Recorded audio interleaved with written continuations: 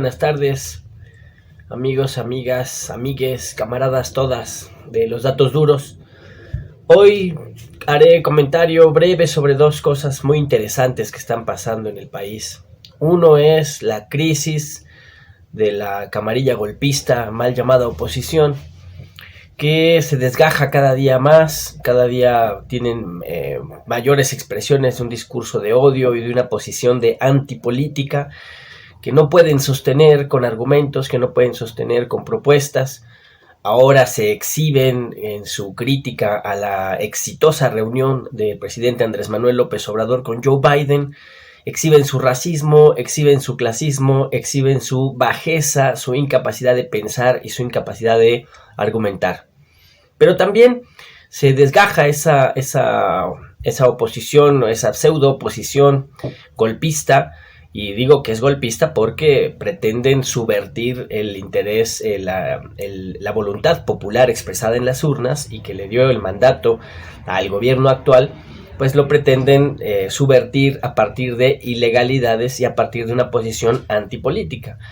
Uno de sus grandes ilustres pensadores, Alito Moreno, cada día más se exhibe pues como un criminal, como un extorsionador, como un personaje deleznable y que sigue siendo presidente del PRI cuando ni siquiera los expresidentes de ese partido lo quieren ahí. Entonces, pues es interesante cómo ese grupo no alcanza a consolidarse, no alcanza ya a proponer, a sugerir nada, y entonces se atrincheran en otros espacios de la vida pública, se atrincheran en otras instancias de las instituciones políticas de nuestro país. Uno de los casos es el Instituto Electoral del Estado de México, en donde el priismo de allá, el priismo del Estado, se ha atrincherado, se ha ocupado, ha cooptado al Instituto Electoral del Estado de México, preparando la elección del 2023, en donde el PRI perderá el Estado de México y Coahuila, porque la gran ola del Movimiento de Regeneración Nacional, pues, es imparable, y eso lo demuestran las encuestas. Por supuesto que hay mucho que trabajar, hay mucho que concientizar, hay mucho que seguir desarrollando, pero pues eso, el PRI lo ve muy cerca, ven muy cerca la derrota. No tienen una base social, no tienen un argumento, no tienen candidatos, no tienen propuestas, no tienen programa.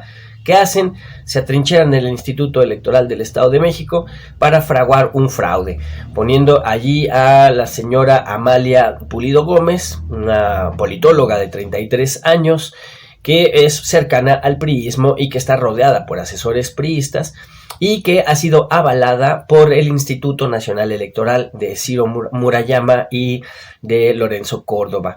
Esos que de repente andan sancionando a Morena porque estornuda, pues ahora no ven ningún problema en que el priismo se quede posicionado en el Instituto Electoral cuando estamos a vísperas de una elección en el Estado de México.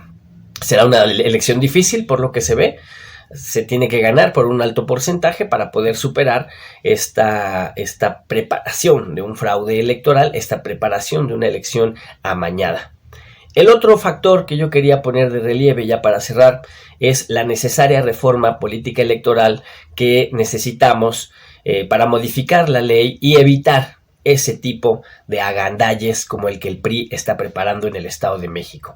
Una reforma electoral que nos permita elegir al instituto, elegir a los consejeros, a las consejeras, elegirlas por medio de procedimientos transparentes y democráticos, que nos permita una legislación muchísimo más fina y muchísimo más eficaz para sancionar los fraudes electorales, que de por sí ya son delito grave, pero necesitamos un andamiaje legal muchísimo mejor para poder hacer más eficaces, más eficientes, más transparentes los procesos electorales y también quitarles a los partidos pues el recurso que los convierte en minas de oro y en negocios personales. Si no, pregúntenle a Dante Delgado y a Alito Moreno si no es un gran negocio tener un partido aunque sea chiquito.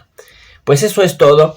Yo creo que hay que apoyar la reforma política electoral. Es una pena que la oposición no alcance a ser oposición y no esté dispuesta a debatir en la Cámara de Diputados, en el Senado, esta propuesta de reforma, y desde ahora se han declarado en huelga política, se han declarado en lo que ellos han llamado esto de una moratoria inconstitucional.